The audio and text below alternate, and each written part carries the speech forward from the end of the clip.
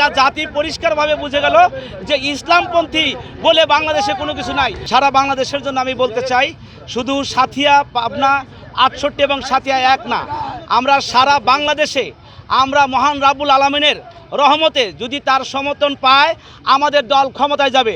আমরা কখনো বলি না যে আমরা এত সিট পাবো অত সিট পাবো।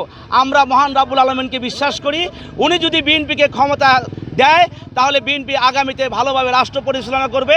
এবং আমাদের নেতা গতকালকে যে নির্বাচনী ইশতেহার পরিচালনা করছেন, সেই নির্বাচনী ইশতেহারে আপনারা দেখতে পেয়েছেন যে আমাদের সংবিধান থেকে একটি অধ্যায় বাদ দিয়েছিল। সেটা কি? যে আল্লাহর উপর সম্পূর্ণ আস্থা এবং বিশ্বাস, এই অংশটুকু বাদ দিয়েছিল সংবিধানের ৭০তম অনুচ্ছেদ। সেটা আমাদের নির্বাচনী ইশতেহারে আমাদের নেতা ঘোষণা করেছেন।